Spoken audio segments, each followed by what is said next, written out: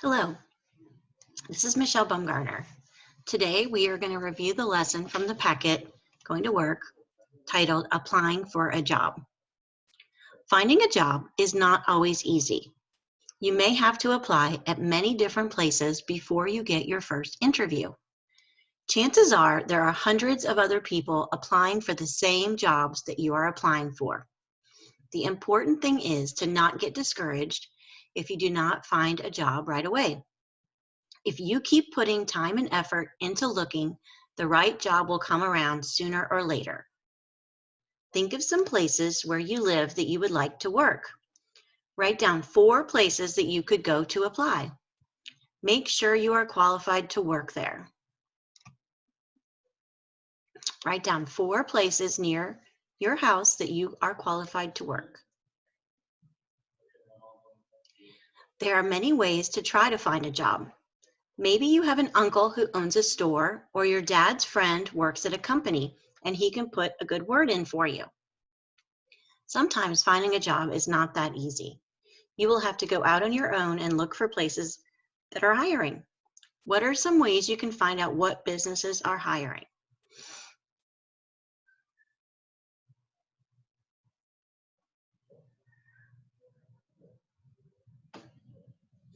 When you find a business that is hiring, you will have to go there to pick up an application. Some applications can be found online, but you will still have to go to the business to drop them off.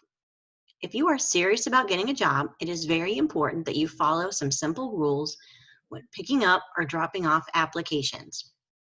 Remember, you want to make a great first impression. Act mature, speak clearly, look them in the eye, greet them, for example, hello or good morning. Introduce yourself, and most importantly, smile. Can you think of any other rules we should follow when picking up or dropping off applications? After you drop off your application, you will have to wait to hear back from the employer to see if they want you to come in for an interview. Don't sit around waiting for the phone call. Keep applying for other jobs. Some employers will never call, so it's important to keep looking while you wait. Unfortunately, you need to be prepared to hear no. Nobody gets the first job they apply for. Hold your head up high, say thank you, and most importantly, keep applying. Here is a sample application. I'm going to go over the information that you would list, but for each person, this information is going to be different. So, the first thing on most applications is your personal information.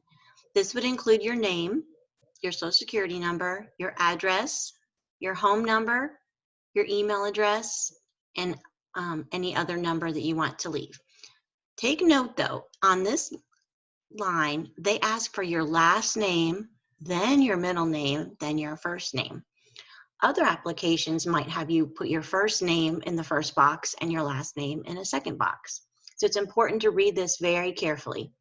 Also, use your best handwriting. If someone can't read this application, then they're not going to call you back. Thirdly, make sure you fill out an application in pen. I know you're used to writing in pencil, but that is not professional, and when you're doing a professional document, it does need to be in pen. They may ask some additional information, such as, have you ever worked for this company before? Are you an American citizen? Have you ever been convicted of a felony crime?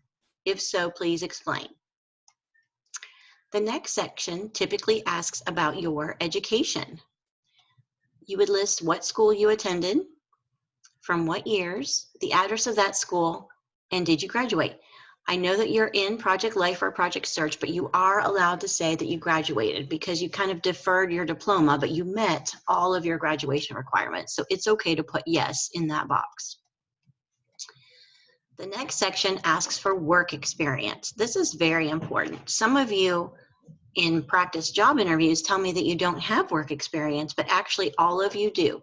This is where you're going to list one or more of the job rotations that you did this past year. Your employer could either be the job site or Butler Tech, and the supervisor, I would go ahead and list either your instructor or your skills trainer.